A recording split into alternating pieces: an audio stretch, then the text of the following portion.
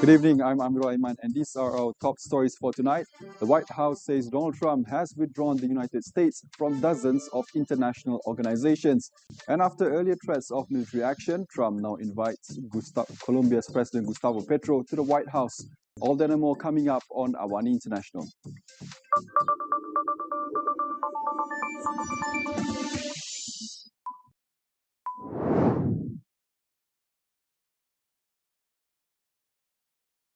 The Trump administration is taking the US out of the international treaty that underpins global climate cooperation.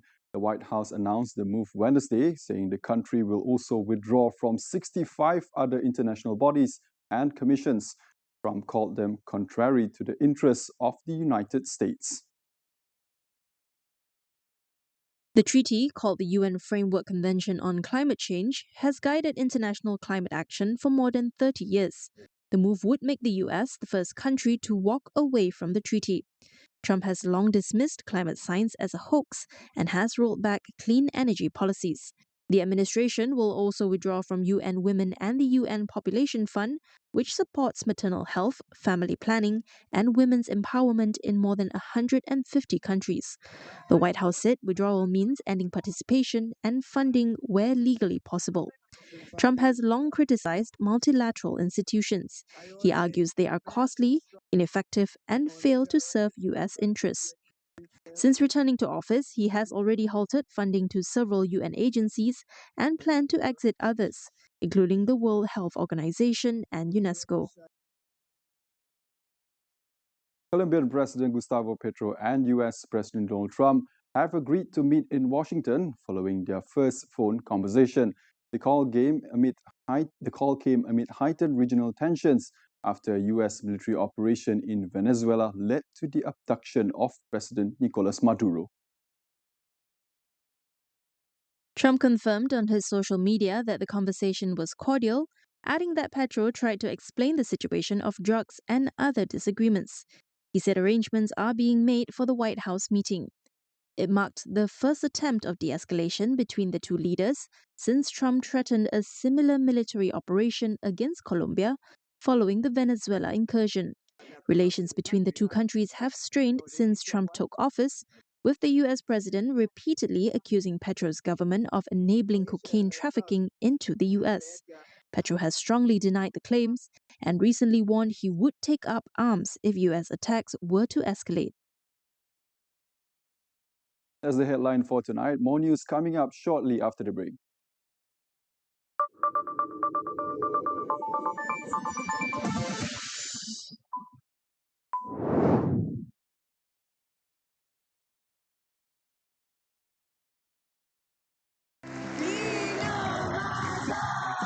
Fleksibel, pelbagai inovasi yang mengejarkan. Emerging Line FFRS. Kami sedia jadi rakan pelaksana. Kita kena keep track. Clean card. Yes. Menyambung warisan budaya. That's good. Yes. Inovator. Setiap Sabtu 9 malam. Eksklusif di Astro dan Astro Go.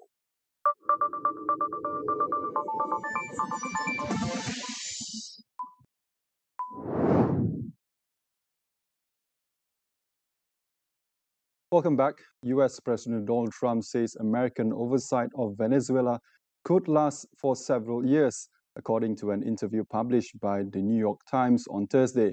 When asked whether the oversight would continue for a few months or up to a year, Trump says the time frame would be much longer, suggesting there is no fixed schedule. He also said the United States is working effectively with the interim government in Venezuela, led by Delcy Rodriguez. Trump added that Washington plans to rebuild Venezuela in a way he described as profitable, including the use and acquisition of Venezuelan oil as part of the effort. He said the strategy is intended to reduce global oil prices, while at the same time providing financial support to Venezuela, which he said is in urgent need of assistance.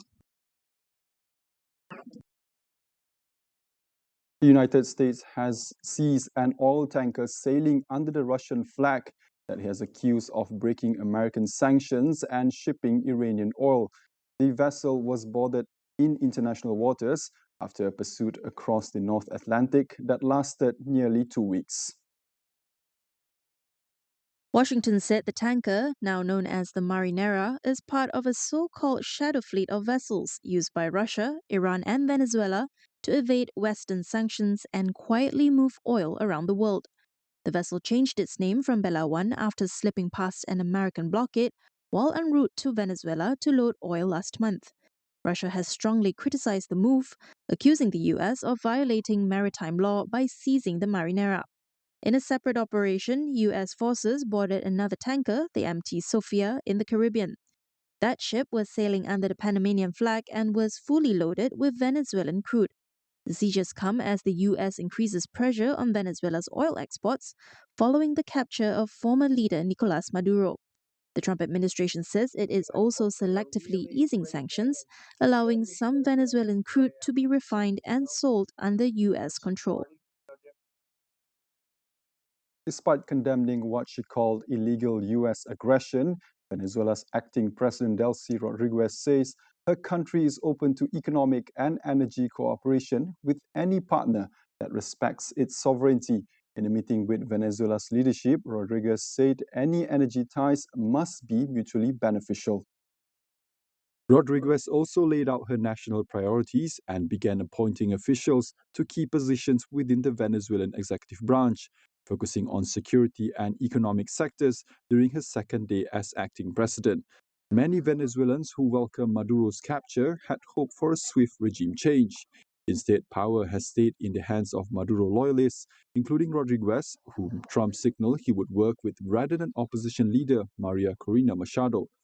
The Nobel Peace Prize winner and her opposition movement claimed victory in 2024's widely disputed elections, but Trump has refused to back her, saying she lacks popular support.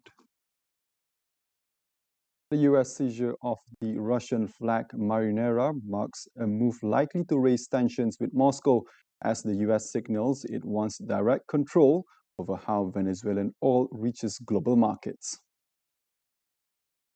Shadow fleet and the boarding of the Marinera tanker, previously known as Bella One, after it obtained the Russian flag, is a telling example. Certainly a move bound to raise tensions with Russia and risks escalation. But the Trump administration likely found that stepping back would show weakness, and hence whether actions against Russia flagged or even Chinese flagged vessels will continue is to be seen, but remain secondary to the priority of enforcement of sanctions on Venezuela. U.S. Secretary of State Marco Rubio says that he would meet with Denmark next week, as Donald Trump has repeated in recent days that he wants to gain control of Greenland. He asserts that the president can retain the option to address his objective by military means. Every president, not this president, every president always retains the option. I'm not talking about Greenland. I'm just talking about globally. If the president identifies a threat to the national security of the United States, every president retains the option to address it through military means. European leaders are walking a tightrope. The U.S. has intervened in Venezuela, seizing leadership and oil, and is now making threats against Greenland, part of Denmark and NATO. At the same time, Europe still relies on U.S. support to counter Russia and Ukraine, where the war shows no sign of letting up. If the United States would invade Greenland, that would change the picture. Denmark is a member of NATO. Greenland is part of Denmark. So that would create a conflict within NATO, and that would complicate things extremely. So for sure, the Europeans have to finally find their own way to define their military strength and to be more, to be less dependent on the United States. I think that's an important point we have to see in Europe.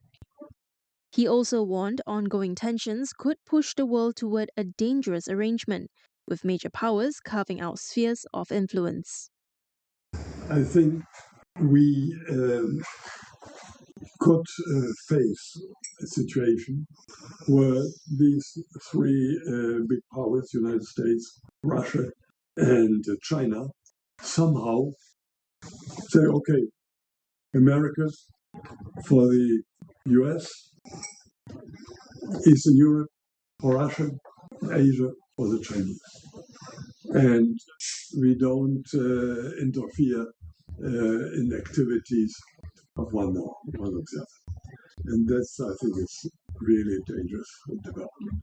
So the present situation really leaves many, many questions open, but I'm not extremely optimistic. The UN Human Rights Office has released a report accusing Israel of systemic discrimination against Palestinians in the occupied West Bank, including East Jerusalem. The report condemns Israel for enforcing apartheid-like policies as Israeli settlers and Palestinians live under separate legal systems that result in widespread discrimination. It says everyday life for Palestinians, from accessing water, education, and medical care, is tightly controlled by discriminatory laws and practices.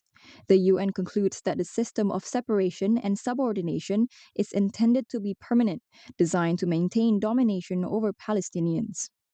Since 1967, Israel has established more than 160 settlements in the West Bank, home to around 700,000 Jews living alongside 3.3 million Palestinians.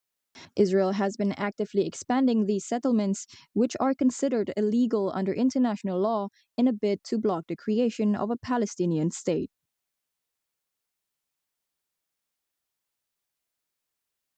China says its export ban on dual-use items to Japan will only affect military firms, seeking to calm fears of disruptions to civilian supply chains.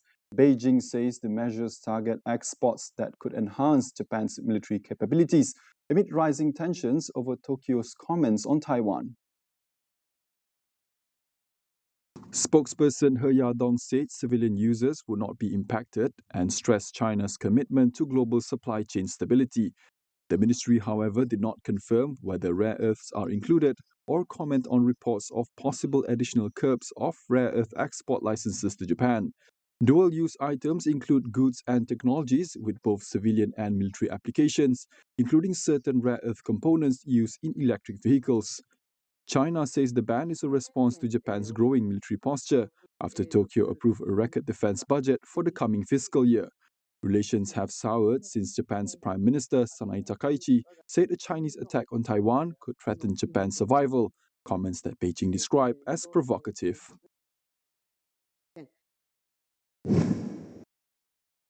China's Ministry of Commerce says it will review Meta's planned acquisition of artificial intelligence startup Manus over concerns about technology exports and compliance with local laws.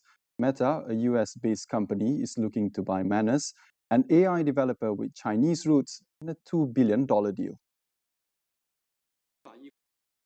Ministry spokesperson He Yadong said companies engaging in foreign investment, tech exports, data transfers, or acquisitions must comply with Chinese regulations. Authorities will work with relevant departments to assess whether Meta's deal aligns with the law. The move comes amid rising concerns from Beijing over the outflow of AI technology and talent after Manus relocated from China to Singapore last year. That concludes AWANI International for tonight. Stay with us as we track the strategies and power shifts shaping the new global order. For more updates, visit international.astroawani.com and follow us on social media. I'm Amirul Aiman. Thank you for watching. Good night.